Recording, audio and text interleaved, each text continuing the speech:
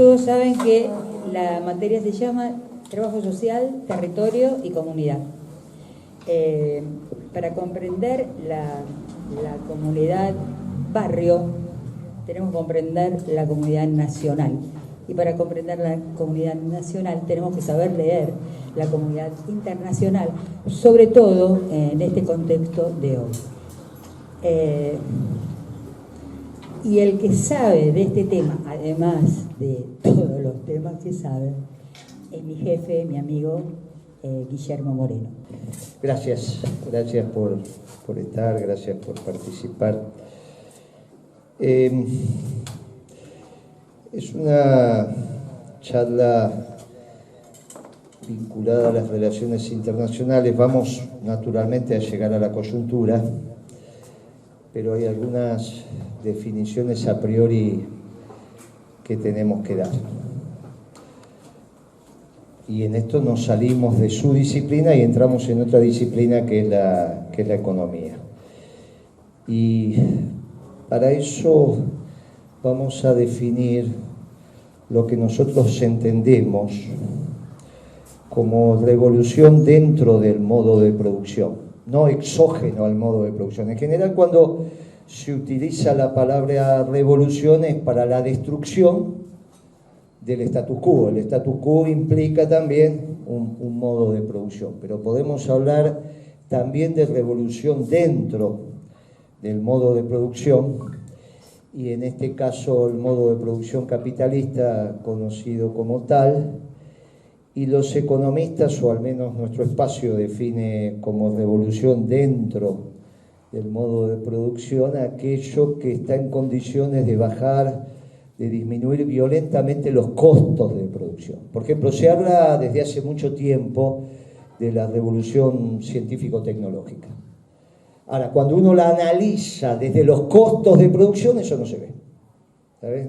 En general no se ve porque el HAR que reemplaza al HAR que ya quedó fuera de uso es extremadamente más caro. Y entonces cuando vos vas a intentar trasladar eso a los costos, eso no aparece. Y si aparece es reemplazando otros costos. Cuando vos vas al costo unitario de producción de ese bien, resulta que la revolución científico-tecnológica no aparece, siempre está en potencia. Y en general en estas universidades se habla de la revolución científico-tecnológica. Cuando nos toca hablar a los economistas nos encontramos con que los costos de producción no bajan, no están. Y en todo caso, si algún hecho pasa, es que se cambia un factor de producción por otro. Entonces, bueno, sustituimos mano de obra, esto, aquello, pero en los costos unitarios del producto esto no aparece. Pero sí apareció la revolución industrial, eso no hay ninguna duda. O sea, la capacidad que tuvo un pueblo de transformar agua caliente en fuerza motriz fue extraordinaria. Ese es un salto que no hay ninguna duda que se produjo. Alguna vez también manifestamos que bajaron tanto los costos primos son los costos directos, ¿no? Lo que impacta directamente en el bien que vas a vender. Se supone que es costo más un margen que vos lo calculás de acuerdo a lo que te permite el mercado, es el precio de venta. Así se arman las cosas. Costo más margen te da el precio. No necesariamente eso es ganancia, estoy diciendo costo más margen es el precio de venta. Tal fue la ganancia de productividad. ¿Qué es ganancia de productividad? Cuando un pueblo, su aparato productivo, está en condiciones de disminuir violentamente los costos generales de producción. Entonces vos ganás competitividad vis a vis otra economía. Si vos producís los autos más baratos que otra economía, tu economía está en condiciones de vender autos. Los ingleses generaron esa revolución con la revolución industrial a tal nivel que vinieron a vender productos 80, 90 años después, en lo que se conoce como la batalla de Obligado, vinieron a vender productos a 14.000 kilómetros de distancia y eran productos competitivos en términos de precio. Navegaron el Paraná, es cierto también los 20 buques de guerra, según dice la canción, pero más importante que para lo que estamos hablando que los 20 buques de guerra eran los 90 buques mercantes. Y los 90 buques mercantes traían la mercancía para venderle al pueblo hermano. Que hay dos alternativas: o ese pueblo hermano desconocía la mercadería que le iban a vender los ingleses en términos de utilidad. La famosa anécdota, le vamos a vender zapatos a los pueblos que andan descalzos. Bueno, está la oportunidad de que aprendan a utilizar zapatos. O, a diferencia, eran productos que el pueblo paraguayo ya utilizaba. Y si eran productos que ya utilizaba, o se los vendían los brasileños, o los fabricaban o se los vendíamos nosotros. No hay más alternativa. Navegaron 14.000 kilómetros y los vendían más baratos. Bueno, esto es obviamente producto de la revolución industrial. Por eso, cuando nos adentramos en el mundo de la economía, estos conceptos son relevantes. La primera revolución es esa. La segunda revolución ya no la hacen los ingleses, sino que la hacen los norteamericanos, con el tema de empezar a medir el tiempo que lleva a la elaboración de un producto. Milo, Taylor, Ford, el gran hacedor de esto es Henry Ford. Al nivel que cuando los europeos copian el método de producción norteamericano de autos, hasta ese momento el auto estaba quieto y los trabajadores iban y venían alrededor del auto. Iban y venían. La pieza estaba quieta, como en un taller que ustedes conocen, y los trabajadores estaban alrededor de la pieza.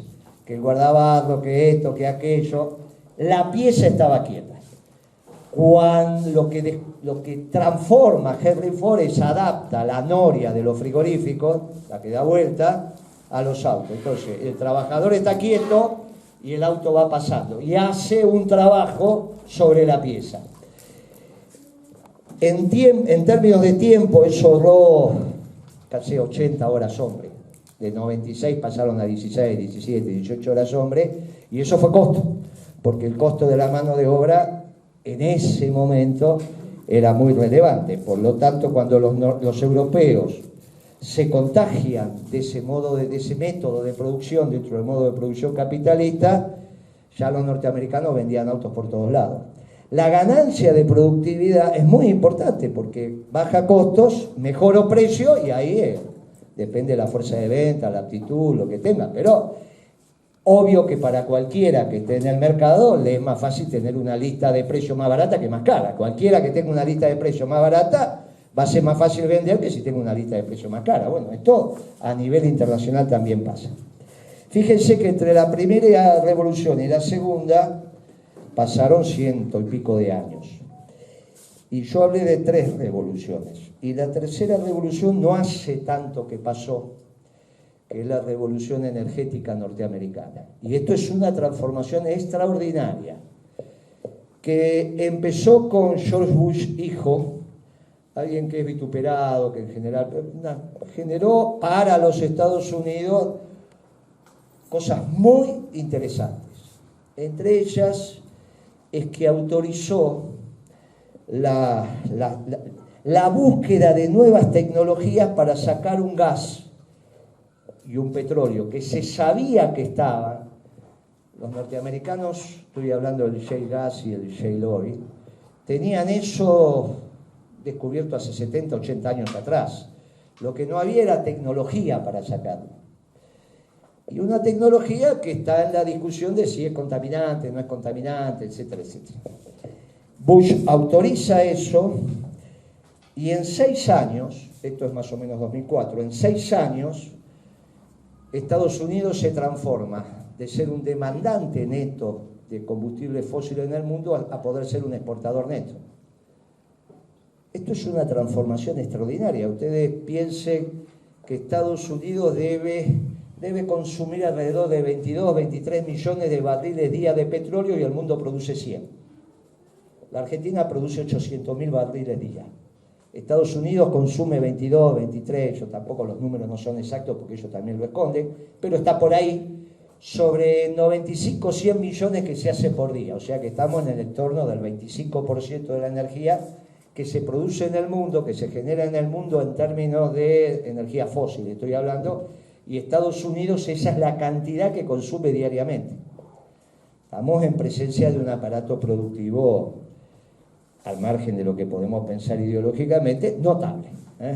Entre el 20 y 25% del consumo y la producción mundial en Estados Unidos. 300 millones de tipos que no son el 25% del mundo. Con lo cual la productividad de esa economía es una productividad muy interesante y hay que reconocer que la alcanzaron. Nos puede gustar o no gustar, pero ahí está. ¿Eso qué le generó a Estados Unidos?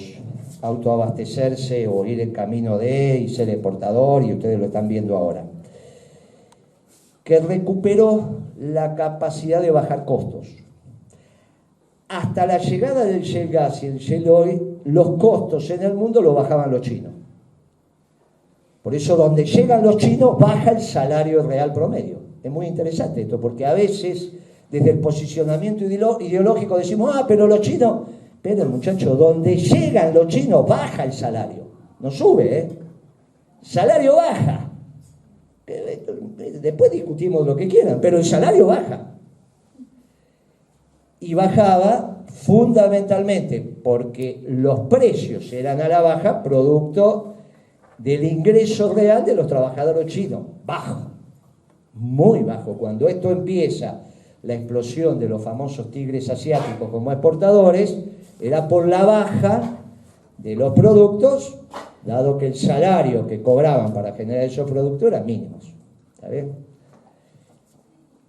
Claro, ahora en los productos, cualquiera que nosotros agarremos, hay mucha más energía que mano de obra. Por lo tanto, la baja del costo energético tiene mucho más impacto que el costo de la mano de obra. Si esto lo asociamos a que los norteamericanos empiezan a explotar su shale gas y su shale oil, lo que termina aconteciendo es que hay una ventaja de competitividad de la economía norteamericana extraordinaria. Pero fundamentalmente contra aquellas empresas que le habían penetrado en su zona de confort. Y no son cualquier empresa, porque si uno piensa el mundo, bueno, por ahí en algún producto, pero básicamente las alemanas y las chinas. Las empresas que habían desplazado a las empresas norteamericanas en el mundo y que habían penetrado en el mercado norteamericano, básicamente alemanas y chinas, República Popular China. Esto es un dato muy importante, porque cuando vos recuperás competitividad, es vis a vis los alemanes y los chinos, y la clase dirigente norteamericana, que seguramente participan y escuchan lo que se discute en la Universidad de Buenos Aires y especialmente en esta facultad, deben haber escuchado más de una vez a profesores diciendo, miren que en el corto plazo los chinos van a superar a los norteamericanos. En 10 años, 15 años, 20 años. Si lo decimos acá en la Universidad de Buenos Aires, imagínense si los norteamericanos no lo van a estar estudiando.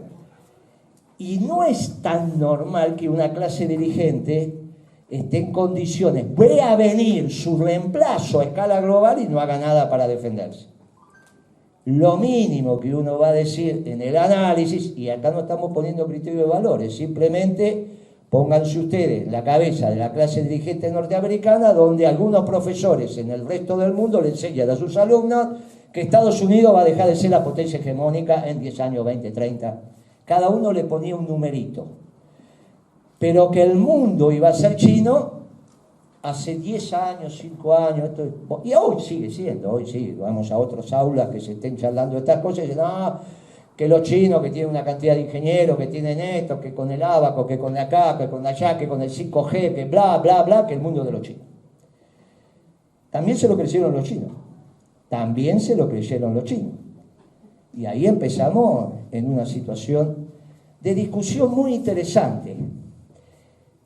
En la presentación, una de las presentaciones famosas de la semana pasada, se empezó a reflexionar alrededor del poder. ¿Qué es el poder? Y entonces alguien dijo, es la capacidad, con otras palabras, pero el concepto es este, es la capacidad de tomar decisiones y aplicarlas, que te hagan caso. Esto es una definición sencilla de poder y muy importante. porque implica que el poder no es un problema de autopercepción, es un problema de la realidad. Acá empezamos a discutir con el gobierno, porque el gobierno nuestro es mucho de autopercepción. Ahora, resulta que acá no hay autopercepción, los misiles vienen y te hunden un barco. No es si vos lo percibís o no lo percibís. Te vienen y generan, y ahí está el poder. Cuando la definición fue, ¿qué es el poder? La capacidad de tomar decisiones y que te hagan caso, porque vos podés tomar la decisión y no te hacen caso, no hay poder. Muy importante, porque está en el mundo de la praxis, está en el mundo de la realidad, está en lo que el Papa dice, la realidad es superior a la teoría. Esto que parecería una verdad de perogrullo no es así. Hay muchas veces, sobre todo en la autopercepción, que vos te construís. Después viene esta historia de deconstruir y construir, y ese es un debate que nos excede en lo que estamos hablando hoy. Pero esa definición del poder es una extraordinaria definición. Claro que después, en el mismo discurso se dijo, el mundo se maneja con un doble estándar. Y eso es un error garrafal. Porque si lo que prevalece en el mundo es el discurso del poder, el estándar es uno solo, el del poder. No hay dos estándares si lo que prevalece es el poder. El que tiene la capacidad de destrucción es el que manda. Y el que no, obedece. Dentro de los parámetros, esta noche quiero comer milanesa. Llegá y comé fideo, listo, está claro quién tiene el poder. Y se terminó la historia. No demos vuelta de cómo funciona esto. Así funciona también en el mundo. Por lo tanto, el mundo no tiene dos estándares, Tiene dos estándares si vos te pones en otro marco teórico, en el marco de la justicia. Decís, bueno, yo quiero un mundo justo, entonces a mí me parece que el valor de la justicia, que es universal, tiene que imperar en el mundo. Y el otro te dice, no, va a imperar el de la capacidad de destrucción. Bueno, muy bien. Ahora, en la medida en que vos aceptás que el poder es tomar decisiones e implementarlas, miren muchachos, no estamos en el otro marco teórico, estamos en este. Por lo tanto, ahí hay una disrupción lógica que hay que resolver en ese discurso, y hay que resolverla con precisión, porque si no la toma de decisiones es compleja. Si yo le mando un libro a Alberto, donde le explico que en el mundo lo que hay son decisiones desde el poder, es correcto que ese es el libro del fin de Alfonsín, es el libro de Torres. Ahora, si yo quiero que el hombre administre como un clásico y piensa como un posmoderno, tengo un lío bárbaro. Porque va a ser difícil que el posmoderno, que deviene de cómo te percibís, tome decisiones desde lo clásico, en función del poder constituido. Bueno, hay un desorden que se empieza esto, que parecen pavadas, termina ordenando una gestión de gobierno muy compleja, muy complejo. Llegamos a la tercera gran revolución dentro del modo de producción capitalista. Ahora había que ponerla en valor. Ya tenemos a los norteamericanos con energía. Piense que cuando yo estaba sentado ahí, el mundo era con los norteamericanos yendo a buscar petróleo, por las buenas o por las malas. Más la búsqueda de petróleo es la que explica la invasión a Irak, que no fue hace tanto, 30 años por ahí. O sea, esto que estoy contando es muy reciente, no están los libros escritos, Esto todavía lo estamos transitando. No hay libros sobre esto. Por eso la política es tan interesante, porque los libros nos explican lo interpretativo de lo que aconteció, y los periodistas lo que pasa ahora. La política va explicando lo que vos tenés que tomar decisiones en función de que el mundo que vos te imaginás es el que va a ser. Si no, estás llevando el portaaviones argentino a cualquier lado, y si lo llevas a cualquier lado, y sobre todo a un puerto que no existe, llegás para cargar combustible y no hay. O sea, que no es fácil trabajar de presidente, son múltiples decisiones que hay que tomar todo el tiempo. Nosotros nos encontramos en una situación muy, muy particular. El mundo baja sus costos primos en una economía muy relevante, no es en la finlandesa, es en la norteamericana. Empieza una discusión sobre la lista de precios en el mundo, en función de quién está más barato y más caro. en un espacio llamado globalización que se había iniciado con la caída del muro de Berlín. No porque uno diga empieza y termina, los procesos ni empiezan ni terminan, pero bueno, uno le va poniendo ficha para intentar. La caída del muro de Berlín terminó con el mundo de la Guerra Fría e inició el proceso de globalización.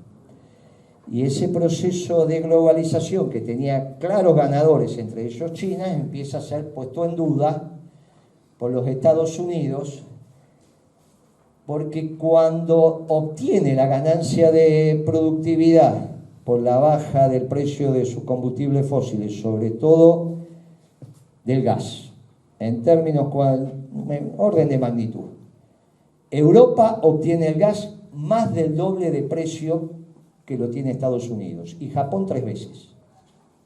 China es desconocido porque se lo vende Putin en un gasoducto. Hablan de 20 y pico, pero no se sabe.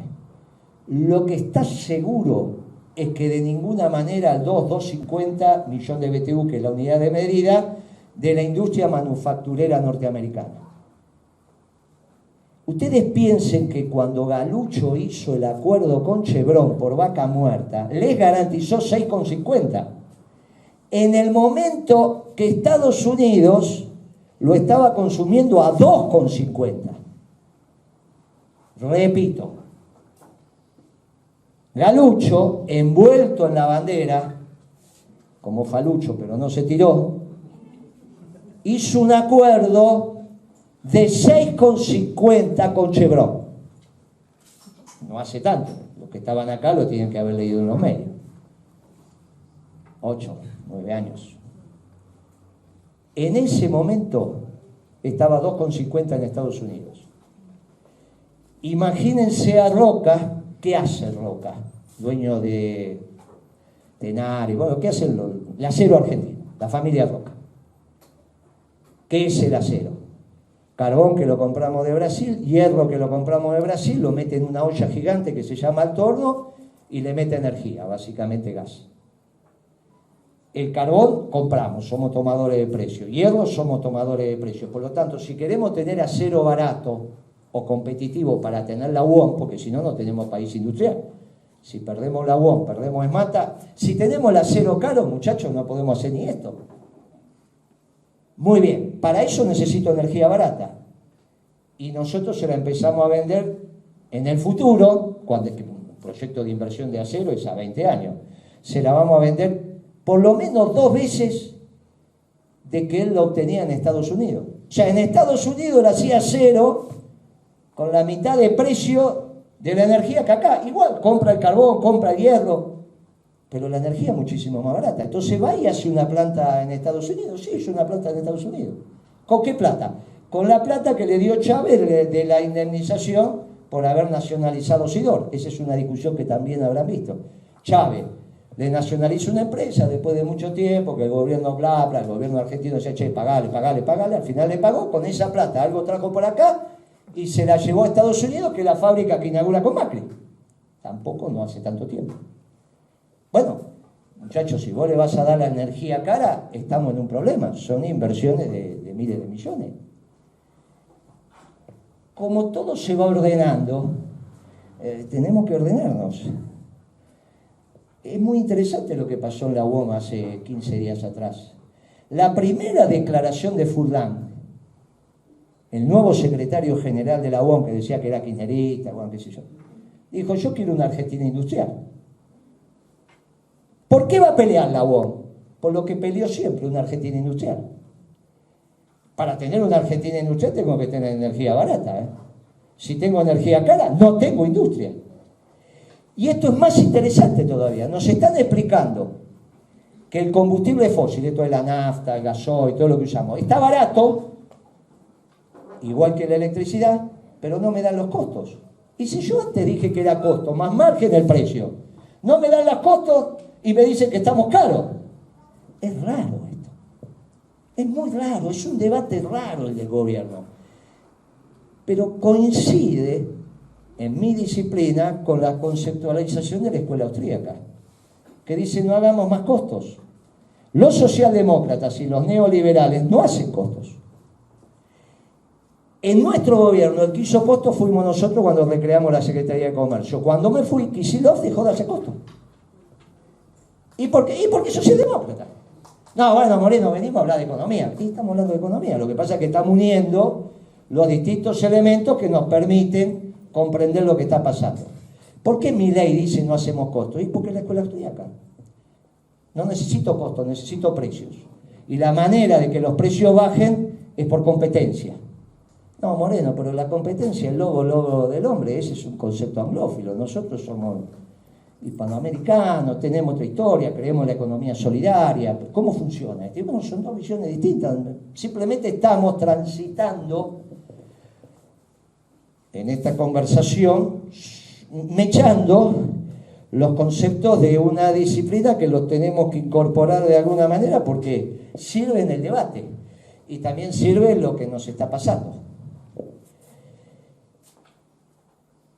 Cuando Estados Unidos obtiene esta ganancia de competitividad para el año 2010, ya estaba en valor esto, o sea, esto es después de la crisis del 8 y ahí nos confunde, porque bajan los precios en el mundo, nosotros pensamos que por exceso de demanda, la crisis del 2008 en Estados Unidos, pero en realidad era que no era esta situación. Cuando se recuperan, nos vemos que en realidad lo que empieza, por exceso de oferta, que estaban bajando los precios, cuando se recupera y obtiene la normalidad del mundo, nos encontramos con que los precios no subían y era porque nos vimos la revolución energética norteamericana. Para el 2012 eso lo estábamos viendo con precisión. Ya el set de precios relativos, sobre todo los manufactureros, habían bajado y nosotros pensábamos que era por exceso de oferta y en realidad era porque ya estaba influyendo esta revolución energética norteamericana. Eso nos confundió lo que estaba pasando. Lo que se tiene que alinear es la política de esa ganancia de productividad en el mundo. Y eso es lo que explica la irrupción de Trump, que hace algo muy parecido en términos económicos a lo que decíamos nosotros. Nosotros decíamos primero la Argentina, él dice primero Estados Unidos, él dice defendemos el trabajo argentino, él dice defendemos el trabajo norteamericano. Trump lo primero que hace, así como la caída del muro de Berlín terminó con la globalización, Trump termina con ese mundo global. Terminó con la Guerra Fría, Trump termina con el mundo global. Se estaba discutiendo el acuerdo del Transpacífico. Todos los países que eran bañados por el Pacífico van a estar en un espacio económico común. Trump termina con eso, cambia el NAFTA, termina con la Organización Mundial de Comercio. Todos los elementos constitutivos del viejo orden, ahora el viejo orden es el mundo global, Trump los cambia. Ustedes piensen que en ese momento Macri quería que ganara la señora Clinton. Muy interesante es que averigüen ustedes quién quería que ganara, Cristina y Alberto. Muy interesante eso. ¿Quién quería que ganara en el año 17 o el 16 en la elección norteamericana entre Clinton y Trump? ¿Qué quería Cristina y qué quería Alberto? Es interesante que lo busquemos. Si nos encontramos con que todos querían que ganara la Clinton, tenemos un lío bárbaro. Tenemos un lío. Si toda la política argentina quería que ganara Clinton, a menos que alguien me diga no, nosotros queríamos que ganara. Bueno, es un lío. Porque esas confusiones nos llevan a decisiones erradas. Por eso es muy complejo cuando tenemos un mal diagnóstico y obviamente después realizamos una mala prognosis. Trump trabajó, hizo lo que tenía que hacer, obviamente que cambió el mundo, y pierde las elecciones. La pregunta es si cuando pierde las elecciones con Biden es porque vuelve el viejo mundo, vuelve la globalización, o Biden gana, también con la clase dirigente norteamericana, aparte de todas las aristas, porque el núcleo duro de la política económica norteamericana, que era la confrontación financiera comercial con China, se va a mantener e incrementar. Y este es un detalle muy importante, porque el salto en las encuestas se da cuando Biden dice, yo no voy a cambiar esta confrontación con China. Lo que la voy a prolijar, voy a hacer en lo discursivo. Los que analizamos la política norteamericana dijimos sonamos, vienen los demócratas. Y si vienen los demócratas, se empieza a poner en marcha el músculo militar. A diferencia de lo que uno suele intuitivamente pensar, las bombas atómicas las tiraron los demócratas, no los republicanos. Y Braden acá, el famoso Braden-Perón del 45, era un cuasi marxista, es lo que en Estados Unidos se llama liberal, no era un republicano.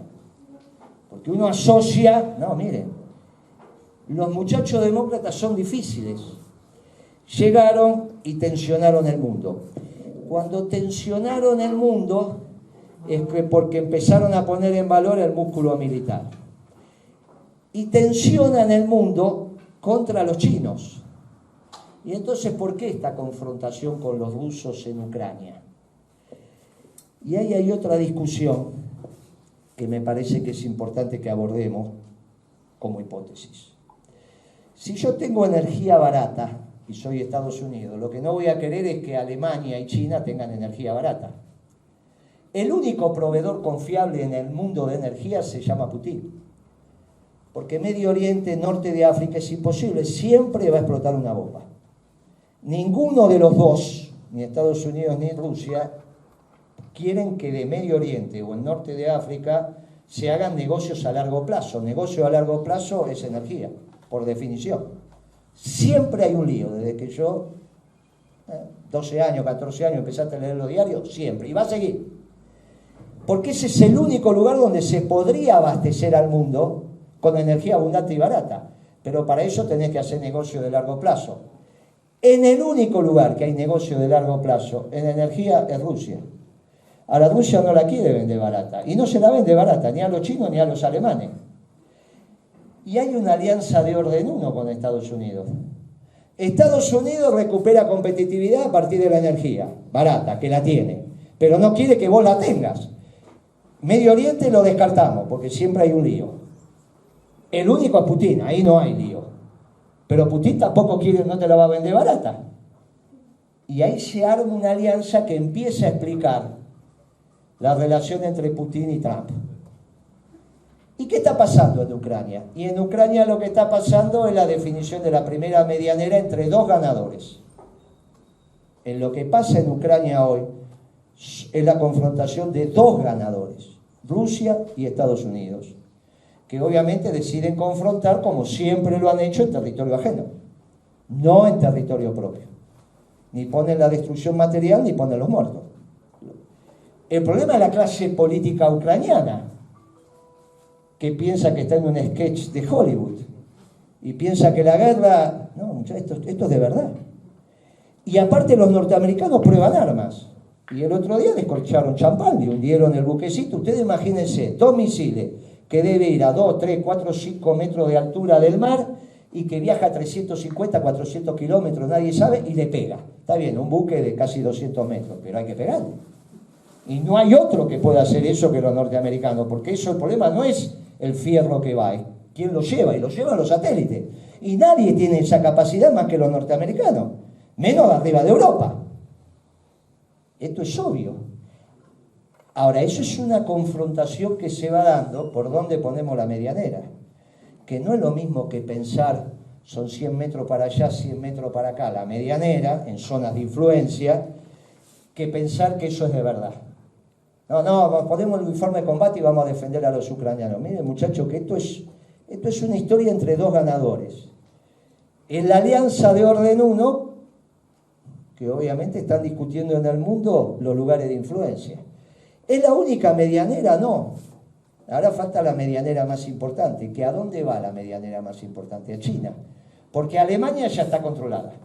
Europa continental ya está controlada. ¿Este es un problema serio? Sí. Los que tengan amigos alemanes hablan en estos términos, le miran la cara. Y seguramente tendrán, che, pero yo estoy pensando esto. Y los alemanes ya, la Merkel, que hasta hace 90 días la Gardel y Le Pera, ya está cuestionada por todos lados. Y bueno, esto es un tema. ¿Qué va a hacer la industria alemana? ¿Cómo sigue? Y la otra que había penetrado en la zona de confort de Estados Unidos son los chinos. Ahí hace falta otra medianera, que va a ir entre Taiwán y China continental. Ahora, a nadie se le ocurre invadir China. Entonces la pregunta es, ¿cómo domestican a China? Por más que tenga el 5G y los ingenieros y qué sé yo, y qué sé cuánto, esas cosas que escuchamos por ahí. Mire, hay dos vectores que son los que van a utilizar para domesticar a China. Uno es la energía, es obvio, ya lo venimos hablando. Y la otra es alimentos. Y ahí entramos nosotros. Esto es extremadamente grave. En el año, principio de los 80, década de los 80, presidente norteamericano llamado Reagan decidió hacerle un embargo cerealero a la Unión Soviética. Esto parece la prehistoria, pero hace 40 años, muchachos, no es 42 años, no es una cosa. Dijo, el mundo no le vende más cereales a la Unión Soviética. Había fracasado la cosecha rusa de trigo, precisamente en Ucrania y esa zona. Vamos a hacer que los rusos pasen hambre, los soviéticos tienen que pasar hambre. No se le venden más cereales. Muy interesante, en ese momento en la Argentina gobernaba Videla y Martínez Oz era el ministro de Economía. Si yo pregunto ahora, la lógica indicaría que Argentina se sumó a ese embargo. ¿Cómo no le va a hacer caso a Estados Unidos si gobernaba Videla y Martínez Oz? Claro, cuando yo digo, mire que Argentina no se sumó a ese embargo, le dijo que no a ese embargo, le siguió vendiendo. Le dijo que no a Estados Unidos y le siguió vendiendo. La pregunta es si ahora la Argentina podría decir que no a la venta de soja a los chinos. Claro, ahí tenemos un lío, porque ya Malvinas no es la vieja Malvinas, y hay un eje militar que es Ascensión Malvinas. Busquen Ascensión en el mapa, ahí terminó su día Napoleón, busquen ahí, y unan con Malvinas, y buscan por ahí un acuerdo de defensa mutuo que hicieron los australianos. Lo hizo Inglaterra en el Cosmos, pero obviamente con Australia como eje, Ascensión Malvinas con los norteamericanos. Porque ese es el espacio de defensa del Atlántico Sur y del Pacífico. Y la confrontación tiene base en Australia, obviamente con los norteamericanos y los británicos atrás. Pero eso nos impacta directo. Primero ya no tenemos ni los barcos para llevar. Pero en todo caso tendrían que pasar por ahí. Al pasar por ahí va a haber ejercicios misilísticos, cosas. Claro, eso pega directamente en la oligarquía argentina. Los dueños de las tierras en la zona núcleo de la Pampa Húmeda empiezan a tener un problema muy serio, porque soja y maíz, si no compran los chinos, ¿cuánto vale? Tengo un problema yo también, porque yo planteo el pago de la deuda con la renta extraordinaria de la zona núcleo de la Pampa Húmeda, mientras la soja cueste arriba de 300, 350 dólares. Cuando cuesta 200, ¿y cuánto costaría la soja si dejan de comprar los chinos? Esta hipótesis nosotros la venimos manifestando desde el año pasado. Miren que esto viene así, esto va a ir creciendo, no es que decimos, esto no era una joda lo de los rusos juntando soldados en Ucrania, no era que esto era de verdad, había que entender lo que estaba pasando y lo que está en juego. Pero también decimos, guarda, porque si el triunfo sobre China no va a ser militar porque es imposible invadir China, y va a ser económico, comercial y financiero, la manera de rendirse de los chinos va a ser que empieza a modificarse la estructura de mando al interior de China. Hasta hace algunas semanas atrás, Xi Jinping, el presidente chino, era el nuevo Mao. Presidente del Congreso del Partido Comunista, presidente del partido, comandante en jefe de las Fuerzas Armadas, presidente de la República, y qué sé yo, el obispo también superior de China, todo lo que quieran. Ahora resulta que ya empezaron los conflictos en Shanghái y ya salió un artículo del New York Times la semana pasada, que acá lo reprodujo La Nación, diciendo, guarda que no está garantizado la continuidad de China. Porque empieza a haber problemas. Lógico, la manera que van a tener los chinos de adecuarse a la nueva realidad es cambiando su estructura. No, este se equivocó, se terminó. La pregunta es si Mao tenía razón. Si Mao tenía razón con la revolución cultural, no era esta China. Eran todos vestiditos iguales y comiendo pasto. No comiendo carne, esto, aquello, todos comiendo... Bueno, hay que empezar a estudiar las tesis de la revolución cultural de Mao. Capaz que Mao, de la misma manera que el Papa se dio cuenta, dice, mira, hay un sobreconsumo que el mundo no aguanta y si no tiene que ser muy desigual. Muy desigual. Para que algunos chinos coman carne, algunos, no todos. Y esto de pensar que podemos tener estabilidad sin darle ahora carne a los que ya comen carne en China y se visten distinto, y hay que ver. Ahora, para esa China hay que venderle a Estados Unidos. No alcanza lo que le vendemos a la Argentina, hay que venderle a Estados Unidos y a Europa, a través de la ruta de la seda. Ahora resulta que no se habla más de la ruta de la seda. Empezaron algunas bombas a explotar y la ruta de la seda, ni los chinos hablan ya de la ruta de la seda. Pero ¿cómo? No era el futuro. No era que había que unirse, que ya el mundo era... Claro, ese era el mundo global. El mundo global que llevaba al presidente chino a defender ese mundo global en Davos, en el mismo lugar donde fue Macri y Massa cuando asumieron, allá en el año 16, fueron los dos de la mano allá, y que nosotros dijimos, ¿qué van a hacer a Davos? Donde Macri dijo, acá está el presidente, el futuro del presidente del partido de la oposición, y dijo, acá está Massa, que va a ser el presidente del partido justicialista, y pegamos unos gritos nosotros de locos. Bueno, esa misma Davos, el que la defendió 2 veces seguidas fue Xi Jinping. El que le dijo a Biden, pero en vez de comprarle a los chinos, ¿por qué no nos compran a nosotros? Lo único que tienen que hacer es inversiones en este país. Industrializamos este país y le vamos a vender a ustedes los productos que ahora le venden los chinos. Y aparte, yo dejo de tener problemas sociales. Ese fue el presidente mexicano. Extraordinario. En la última reunión de los 3 amigos, que es Canadá, Estados Unidos, así se llaman, se encuentran en Washington, AMLO le dijo, mire, párenle de comprar a los chinos, compren en México, hagan las fábricas en México, bajamos la desocupación, subimos el salario real y termínenla de comprarle a los chinos, que lo único que hace es complicar el mundo. Bueno, esto es interesante lo que está. AMLO está entendiendo cómo viene la bala. Está entendiendo. Dice, mire, tengo todo el sur de México para esto. Vamos ordenando. Entre paréntesis, Trump firmó el NAFTA con los mexicanos, nuevo NAFTA, le cambió el nombre. Una de las cláusulas es que los obreros de la industria automotriz mexicana en el lapso de 5 años tenían que ganar igual que los norteamericanos. Imagínense quién es el ídolo de los obreros mexicanos, ¿no?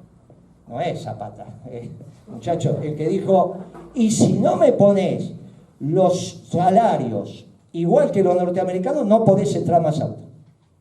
Los autos mexicanos no van a Estados Unidos. ¿Está bien o está mal eso? No, está bien. Si nosotros estamos para que los trabajadores ganen más, no para que ganen menos. Bueno, al menos en esta facultad, ¿no? En la mía también debería ser así, porque hay unos muchachos que se resisten. Pero yo supongo que acá no. Supongo que acá todos queremos una distribución justa del ingreso. Entonces lo que fue a hacer Trump a México estuvo bien. Era impensable que un norteamericano dijera eso. En el esquema anterior, en el esquema actual, esto ya no es tan así. Porque vienen las determinadas zonas de influencia de los países que están garantizando su hegemonía en el mundo por algunos años.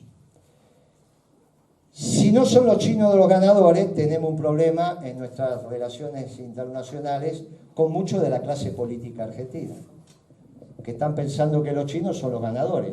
Ojo que si no son los ganadores tenemos un lío bárbaro, porque después se va a repartir la Antártida. Todo esto que conté es porque en el próximo lustro quizás se reparta la Antártida. Y a su vez tenemos los hermanos chilenos, que la mitad de la clase política chilena está diciendo que hay que rediscutir la Patagonia, porque cuando la discutieron con nosotros ellos estaban distraídos en la guerra con Perú. Todo esto está pasando todo al mismo tiempo. Fíjense cómo nos vamos angustiando y todavía no hablamos de Alberto. Ni voy a hablar.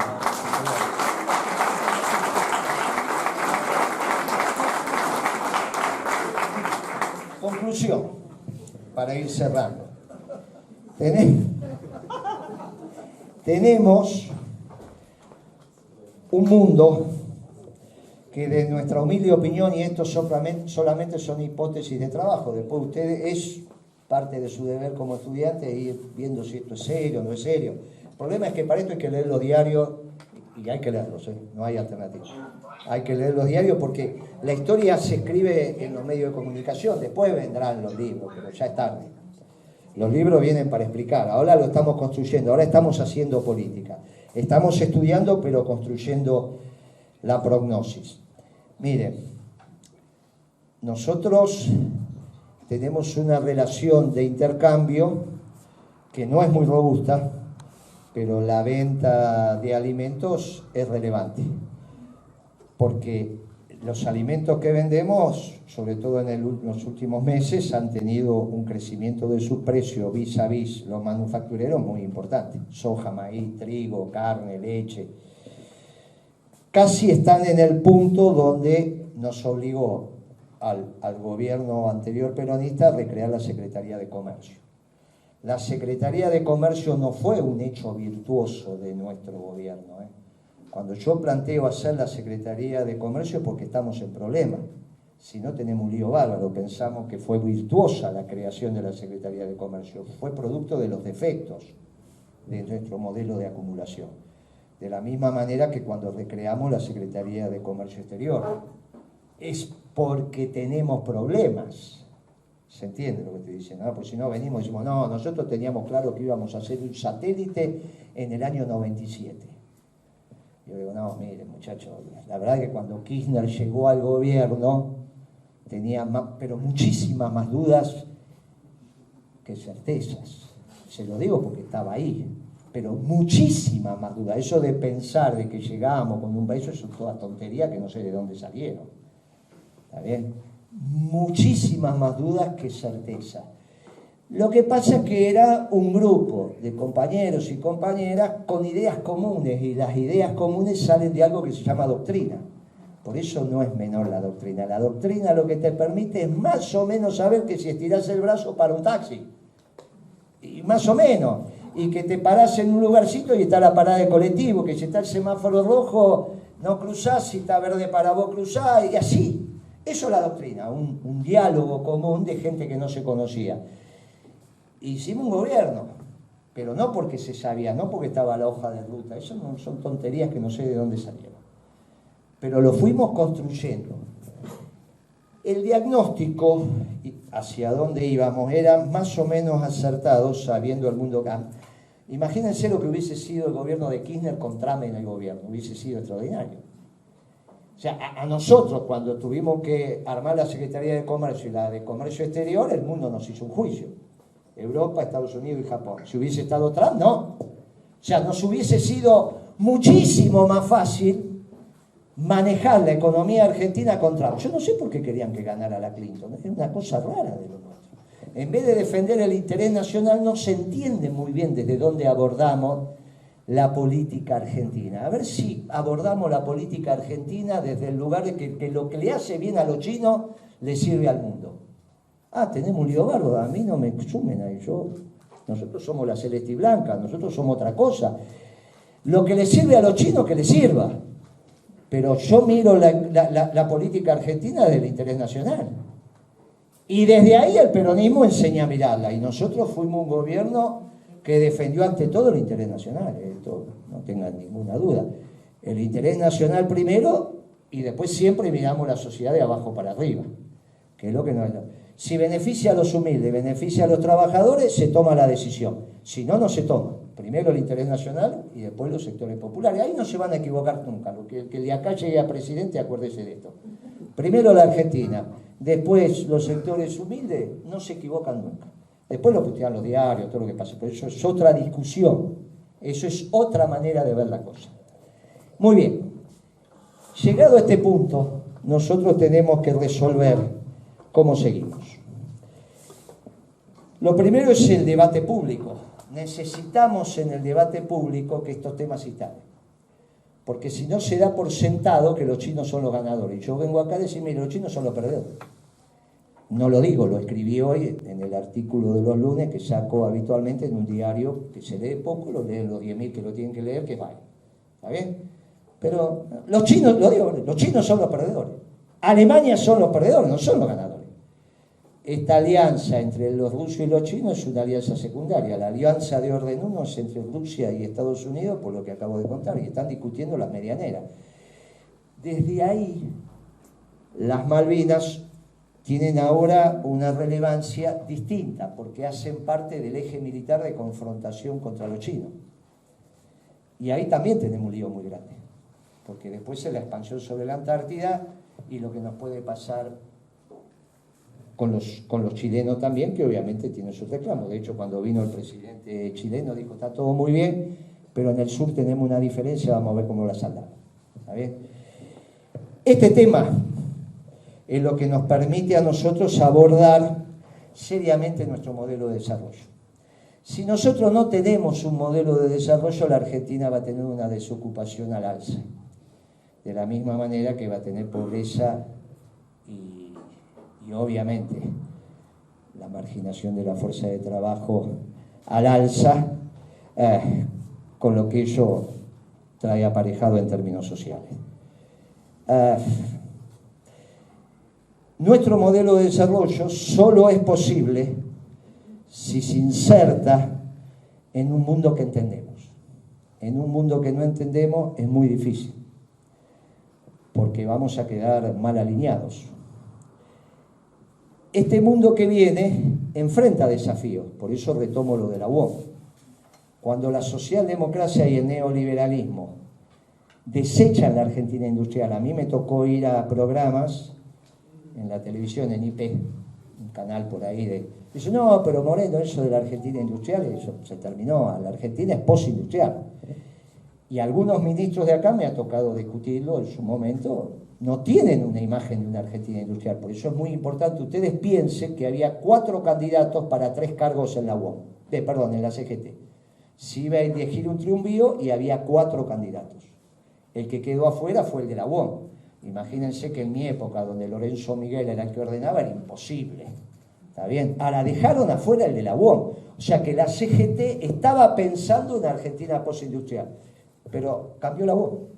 Y el que vino dijo, quiero una Argentina industrial. Es interesante lo que empieza a pasar. Más allá de lo que puedan pensar, empiezan a pasar cosas donde los gremios industriales vuelven a la CGT y hay un oxígeno distinto, que no tiene nada que ver con eso de la economía popular, porque para un peronista solo hay una sola clase de economía, la popular.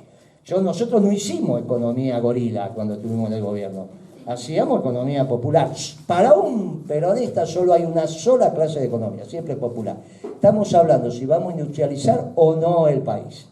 Es interesante esto, porque quizá aparezca un sendero de industrialización de la Argentina en la región, porque están dadas las condiciones para que esto se pueda dar. Para eso hay que entenderlo.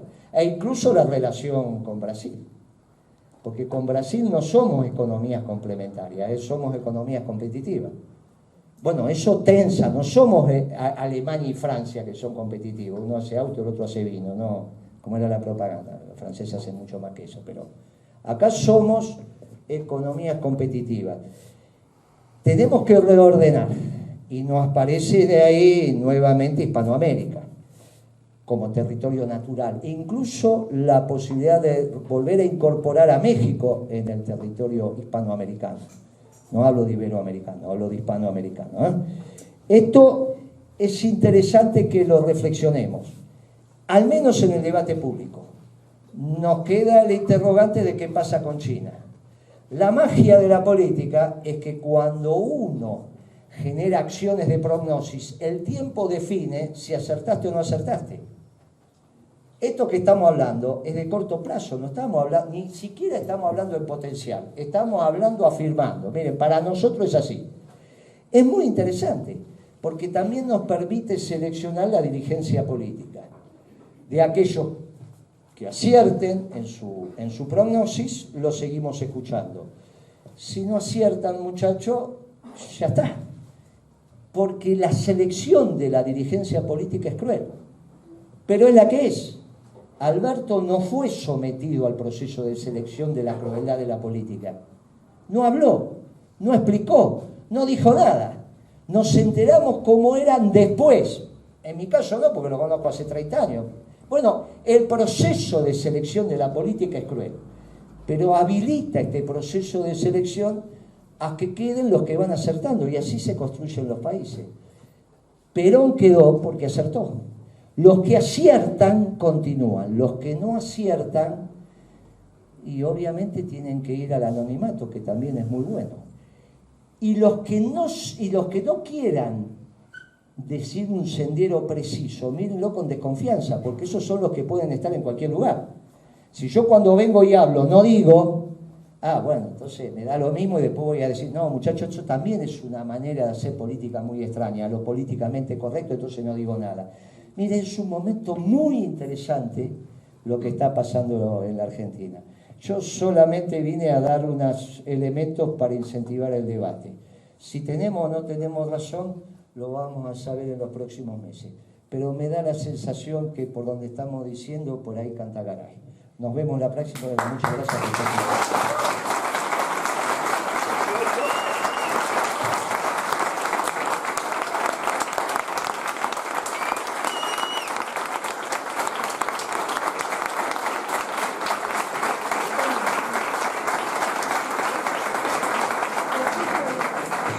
Yo en tu lugar preguntaría algo, o me quedaría callada como te quedas vos, porque viste, después que habla él, ¿qué vas a decir? Preguntas.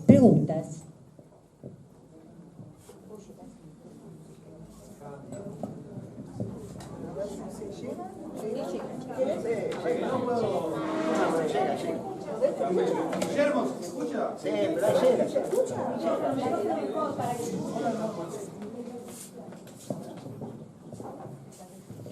Guillermo, gracias por la charla, estuvo muy buena. Te quería preguntar para vos, ¿qué tenía que hacer Argentina en el contexto de la crisis ucraniano-rusa y cómo la podía usar a su favor? Porque vemos que tanto oposición como oficialismo están teniendo visiones parecidas sobre un tema geopolítico bastante complejo. Quería saber tu opinión sobre el tema.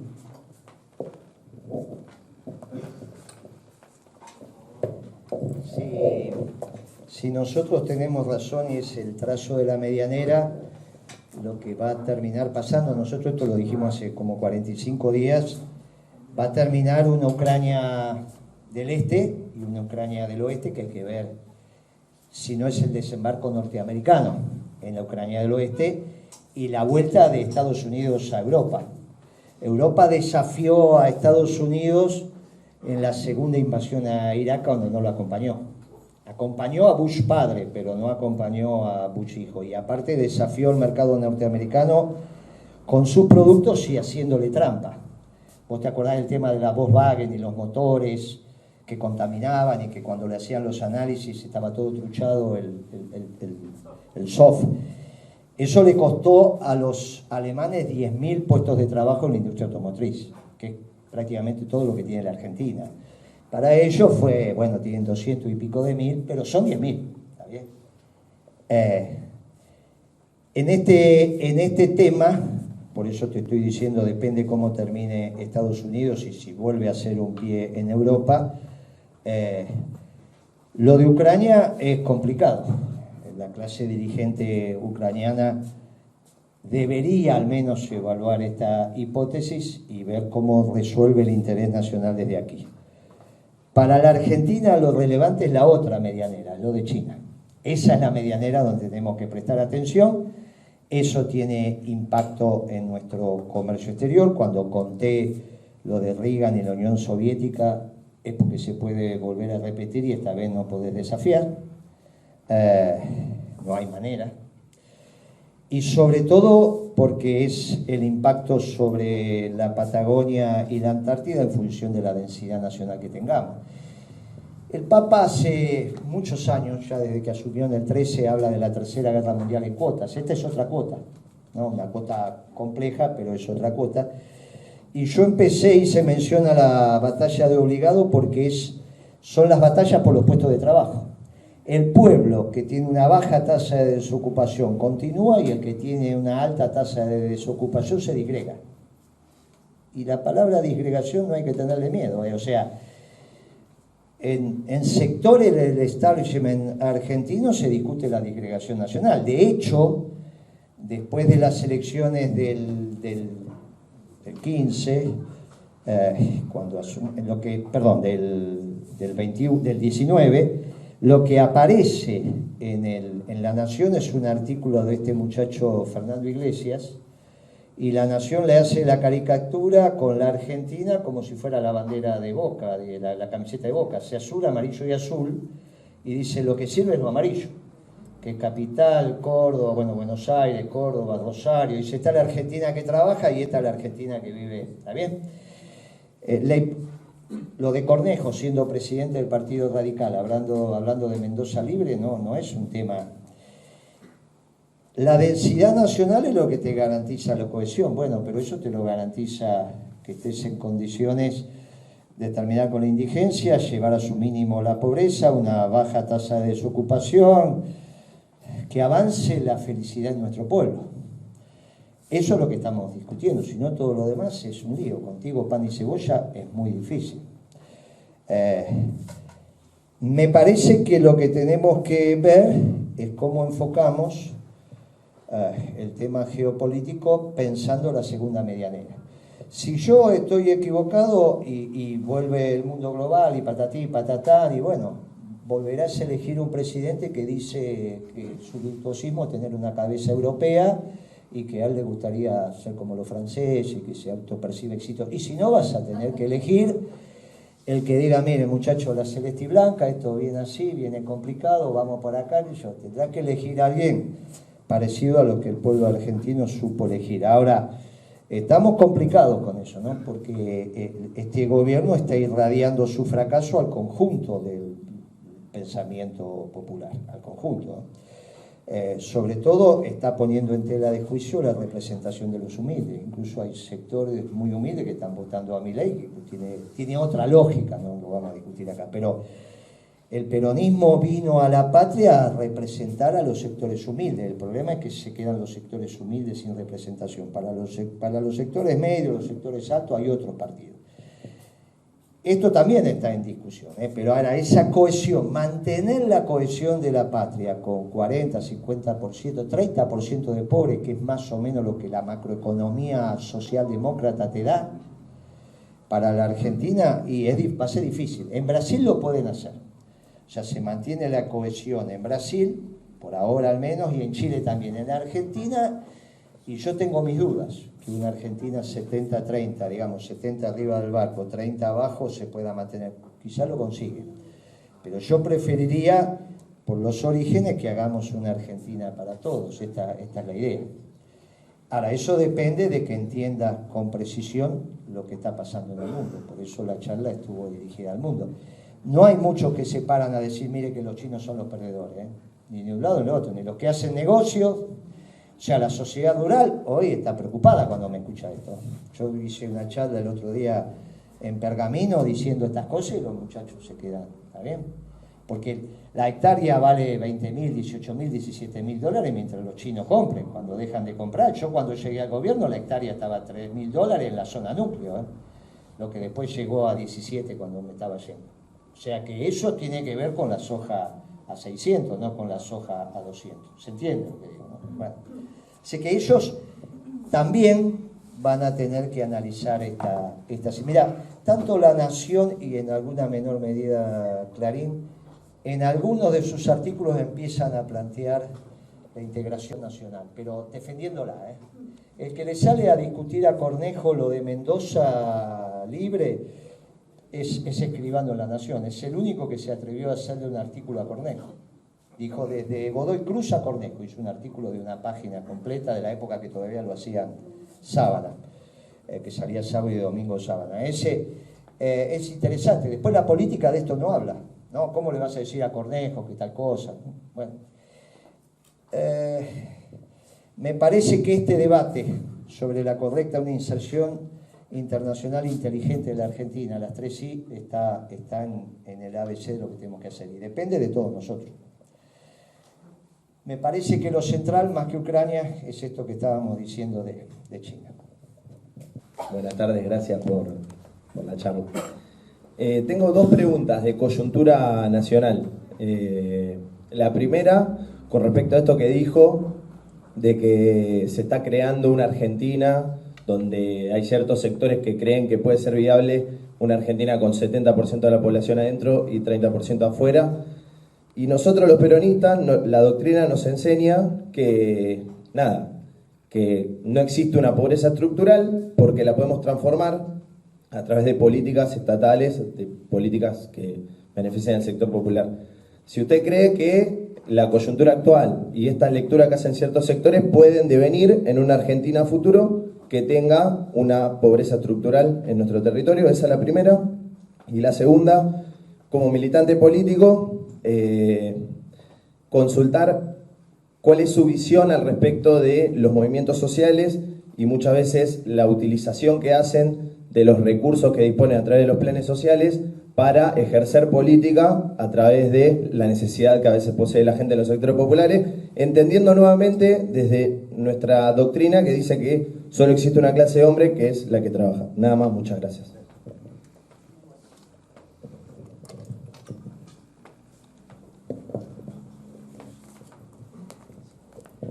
Sí, si le erramos el vizcachazo, que hace rato que le venimos errando, no hay duda que lo circunstancial se puede transformar en estructural. Más es el modelo. El modelo de exportación de energía que tiene el ministro de Producción en la cabeza es un modelo que se complementa con una pobreza estructural que está asistida por los movimientos sociales. Cuando vos decís pobreza estructural es porque el sistema no alcanza para todos. En todo caso, puede ser que algunos de los que están en el sector de la pobreza dejen de serlo, pero cae otro. Entonces, el nivel siempre pasa a ser el mismo. Esto como una postilla. En algún momento, algunos de los dirigentes de los movimientos sociales me vinieron a ver por el tema de los ninis, ¿viste? Ni trabajan ni estudian. Fíjense lo que puede acontecer, porque eso se transformó como en un discurso público muy importante por parte de esos dirigentes. Y eso arranca de un error de la lectura del hecho estadístico. Muy simple, pero alguien te lo tiene que explicar.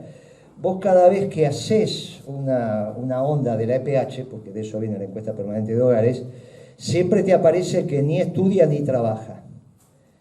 Pero lo que te tenías que dar cuenta que no siempre era el mismo. O sea, vos siempre tenés un segmento que no estudia ni trabaja, incluso atestable en términos de cantidad de habitantes, pero no son los mismos. Entonces, al no ser los mismos, no hay posibilidad de hacer una política, porque por ahí a los 2 o 3 meses, eso llevó a un error de asignación de partidas. Pues vamos a impactar a los ninis. ¿Y cómo lo vas a impactar si son siempre distintos? Es un absurdo. A veces la falta de conocimiento te lleva... Por eso el formarse es muy importante. Nosotros los peronistas planteamos que la pobreza y la indigencia es circunstancial. Depende de las políticas que vos te des en términos económicos y del modelo de desarrollo que acabe con la pobreza y obviamente. En eso es muy importante... ¿Cuál es el modelo de desarrollo peronista? Nosotros vamos con un grupo de economistas, lo estamos terminando, se va a presentar. Yo creo que finalmente, en términos económicos, no políticos, van a quedar 3 grandes espacios.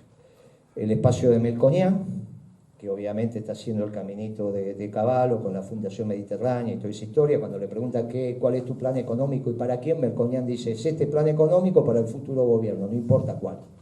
Pero a Cavallo le dio resultado, porque fue ministro de Economía de Menem y del progresismo, ¿no? O sea, fue neoliberal y socialdemócrata el mismo ministro de Economía. Entonces, la Fundación Mediterránea se plantea un espacio económico como pensamiento para lo que venga, cualquiera sea lo que venga. O sea, finalmente lo que ordena es la economía y la política es un detalle, no importa si Cristina, Macri. Finalmente no hay diferencia entre Macri y Alberto en términos de política, son intercambiables, digamos. Guzmán podría haber sido el primer ministro de Economía de Macri y Pratgay podría haber sido el primer ministro de Economía de Alberto. El que mejor habló de Pratgay fue Alberto, cuando lo eligió Macri, así que son intercambiables. Entonces dice, nosotros hacemos el esquema económico para el gobierno que venga, cualquier sea ese, en todo caso serán matices. Hay otro espacio económico que es el de Milei, eso no hay duda.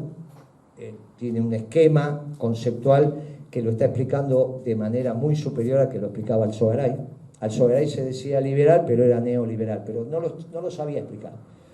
Todavía estaba, Milei lo sabe explicar, Después veremos cómo evoluciona, en la etapa que yo digo que está enamorada del amor, pero hay un esquema económico atrás y hay. Y después va a estar el esquema económico peronista, querés llamarlo nacional popular, llamarlo como quieras. Va a haber esos tres espacios económicos. Y por eso el debate, que cada espacio económico está asociado a una geopolítica distinta. La de, obviamente, la globalización tiene que ver con la de Melconian, y la nuestra tiene que ver con este resurgir de los espacios ya integrados, pero desde la concepción de patria. Milei tiene un lío en eso, porque habla bien de Trump, cuando fue que destruyó la globalización. O sea, Trump destruye el modelo austríaco en el mundo, que es la globalización, pero él dice que Trump tiene un lío. Eso van a tener que ordenarlo. Finalmente, esos tres espacios económicos son los que van a reflexionar y donde nosotros vamos a tener que hacer nuestra política, y el debate va a ser muy importante. A medida que se agudice la situación, el debate económico va a ser el que va a estar en la palestra. Ahí se van a estar, lo que te van a decir, mira muchachos, ustedes terminan con un 70-30 al estilo brasilero, al estilo chileno, que lo pudieron hacer porque por allá no pasó Perón y Eva, ¿está bien? Lo de Lula también, mire, lo venimos diciendo, no queremos ser autorreferenciales, pero de la misma manera que dijimos que Boric iba a tener un ministro de Economía neoliberal, y lo tiene, que puso, lo mismo le pasa a Lula, terminó eligiendo de vice a un muchacho que viene de otro lado, y es vice y le da la política económica, que ya se la había dado antes, porque vos lo que tenés que cambiar es el patrón de acumulación de capital, y para eso tenés que ir a la profundidad de la estructura económica. No es una bolsa de comida. Por eso nosotros desde el modelo económico peronista decimos la próxima distribución del ingreso tiene que ser 60-40 a favor de los trabajadores. Y explicamos cómo el modo de producción capitalista te permite una distribución 60-40. Y por eso ponemos el componente de renta de propiedad y decimos, las empresas hoy en manos del Estado no tienen por qué estar en manos del Estado. Cuando pusieron manos del Estado pusieron a Galucho, dénsela al confederal de la CGT. Y que ellos pongan el precio de la energía. Si los trabajadores necesitan tener la energía barata para tener gremios industriales, bueno, y entonces démosle. ¿De qué me sirve que Kicillof esté en el directorio de una compañía? ¿Cuál es la gracia de eso? Déjenlo en manos, tampoco en manos del sindicato del área, porque si no se te arma un lío bárbaro, ¿viste? Por eso digo del confederal. Vos tenés que cambiar la estructura económica argentina. Si hoy YPF, fabricaciones militares, parte de aerolínea, la ponés en manos del confederal, vos lo que haces es cambiar la acumulación. Y la renta de esas empresas en manos repartida entre los trabajadores, el ingreso de los trabajadores no solo es sueldo y salario, sino que pasa a ser renta de propiedad. Después te saltan los marxistas porque te dicen, no viejo, pero la propiedad te dice, bueno, nosotros no somos marxistas, nosotros creemos en la iniciativa privada. Crees en la iniciativa privada en la medida en que los sindicatos también hacen parte del espacio privado, ¿está bien? No hacen parte del espacio público, ahí se arman. Hay un problema de concepciones y por eso volvemos a hablar de la doctrina, porque esto es lo que te permite articular el espacio conceptual, ¿está bien? Nosotros siempre dijimos ni yanqui ni marxista, ninguno de los dos. Nosotros somos la tercera opción. En la tercera opción, la manera de avanzar avanzando sobre el 50-50 de Perón y que la tecnología te permite un 60-40, es que las empresas en manos del Estado pasen a ser propiedad del confederal. Nosotros hicimos la modificación de la ley del mercado de capitales con Marta un fin de semana, y Macri se dio cuenta tarde y la cambió, pero creo que en el 17 y 18, y ahí habilitábamos a que los sindicatos pudieran trabajar en el mercado de capitales. Entonces, ustedes imagínense la UOM en condiciones de administrar centralizadamente las acciones que pertenecen a los trabajadores de la UOM, y que no hay ningún problema en que una parte de esa parte sea de YPF, o sea la que hace la Zanja en el Paraná, o sea Aerolíneas Argentinas, y la cantidad de empresas, ¿cuál es esta historia de dárselas a Kicillof? ¿Por qué esta historia del Estado? ¿El Estado de dónde salió que estos muchachos saben algo? Se la tenemos que dar a los trabajadores. ¿Por qué van a pensar? ¿Pero de dónde salió esta tontería de pensar que un muchacho que llega, que lo administró, fue un café en su vida y lo quebró, puede estar administrando una empresa? Pero es una cosa disparatada de los que toman decisiones también, de los que toman decisiones también. Cuento lo del mercado de capitales porque fue muy interesante. Quedó ahí, lo pusimos en un artículo, se aprobó. Ustedes imagínense el movimiento obrero organizado administrando las acciones, el flujo de ahorro privado a través del mercado de capitales. Es extraordinario, porque aparte estamos hablando de propiedad, de propiedad de los medios de producción en manos de las organizaciones de los trabajadores, no en manos individuales, porque en manos individuales eso es las 3P que hizo Menem. Estoy hablando fortificando el movimiento obrero, porque finalmente nosotros lo que decimos los peronistas es que vamos a fortificar las organizaciones libres del pueblo, ¿no? Bueno, los sindicatos, bien, eso incluso penetra incluso en el tema de la salud y en otros también. Bueno, esta es la visión peronista.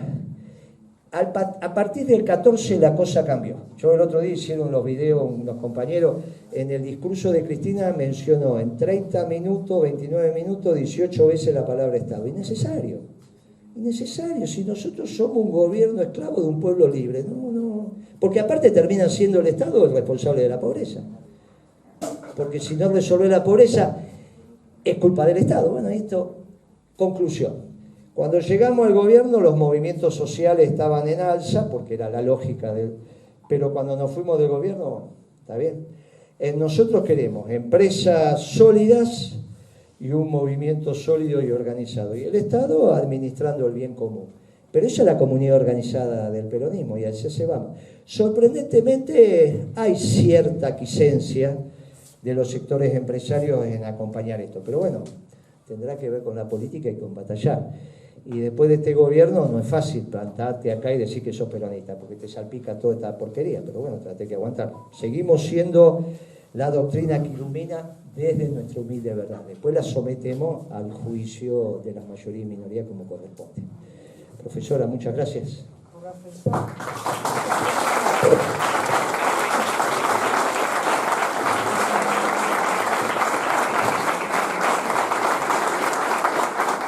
Bueno, voy a tomar el micrófono a la directora de la carrera, jefe. Vamos a dejarte un regalito.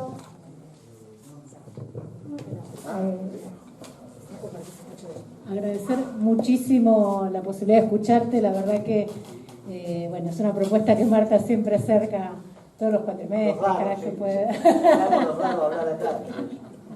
Es así, pero la verdad es que nosotros creemos en que la universidad pública tiene que estar en diálogo permanente con los actores, con los sujetos, con quienes, los hombres y mujeres que construyen la política y las decisiones todos los días. Así que un placer encontrarte acá.